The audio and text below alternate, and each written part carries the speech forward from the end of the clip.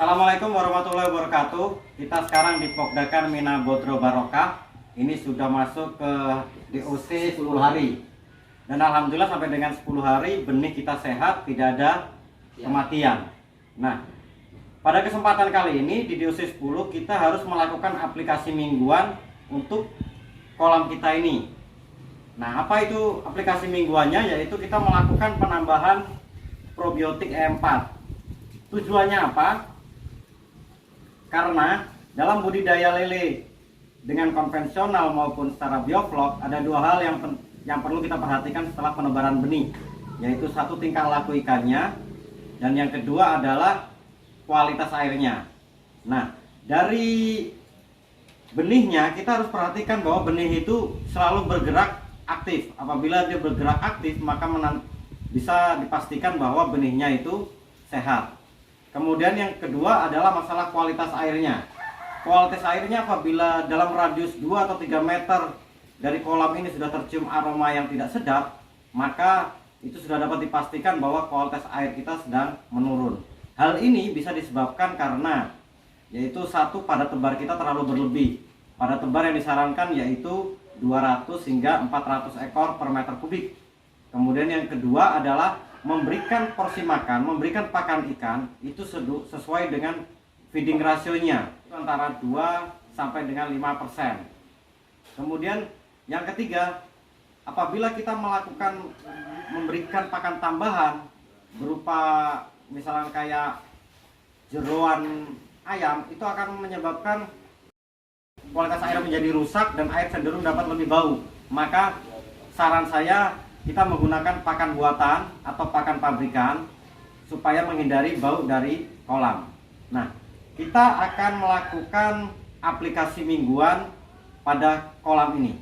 Ikutin terus video saya ini. Nah, sebelum melakukan penambahan probiotik pada air, sebaiknya ikan-ikan ini dipuasakan dari semalam. Terus kita buang air selama kira-kira 20 detik. Tujuannya yaitu kita membuang air dasar ya. Ayo kita buang selama 20 detik. Sekalian aja mas, yang itu juga dibuang. Oke, siap. Nah, yang ini udah 20 detik, dimatikan. Oke, yang itu juga dimatikan.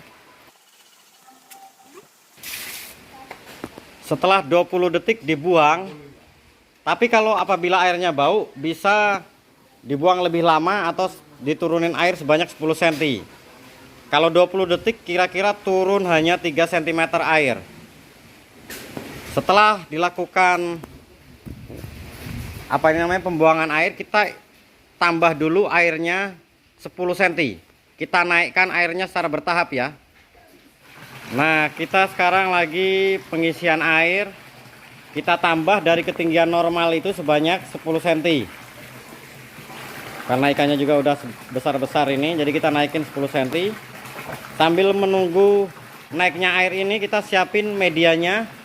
Nah, yang perlu kita siapkan untuk aplikasi mingguan yaitu pertama dolomit sebanyak 200 gram. Kemudian bakteri E4 ini sebanyak 20 ml atau 2 tutup botol. Kemudian ini molase sebanyak 100 ml. Nah, kita melakukan pengenceran dulu terhadap molasenya. Pengenceran dilakukan dengan air panas. Ini kemudian kita aduk. Tujuannya yaitu membunuh bakteri-bakteri atau patogen yang ada di dalam molase. Kemudian sambil kita diamkan terlebih dahulu, kemudian kita lakukan pengenceran dolomit.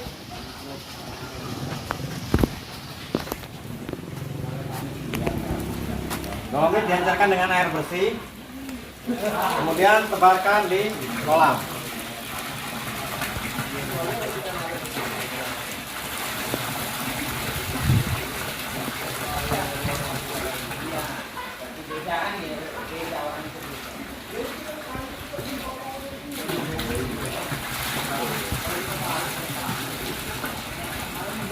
Ya. Setelah kemudian kita lakukan penambahan air. Jangan penuh-penuh Mas ya.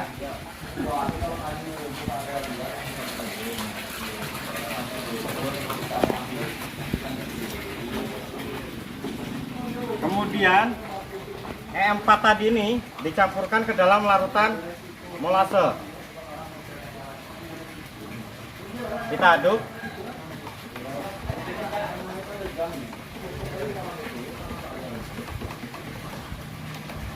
Kita tebarkan ke dalam kolam.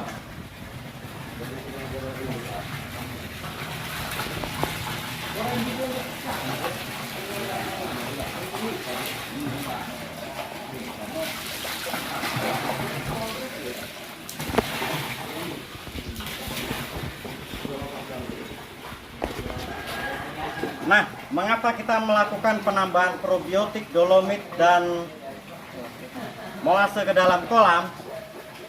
Karena dengan penambahan probiotik E4 yang mengandung Lactobacillus casei dan Saccharomyces cerevisiae ini dapat mengolah limbah atau buangan atau feses dan urin dari ikan tadi yang banyak mengandung amonia dan sisa-sisa pakan yang tidak termakan, itu semua bisa diolah menjadi nitrit dan nitrat yang bisa dimanfaatkan oleh mikroorganisme yang ada di dalam kolam.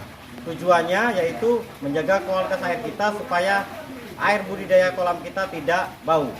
Demikian, semoga bermanfaat. Wassalamualaikum warahmatullahi wabarakatuh.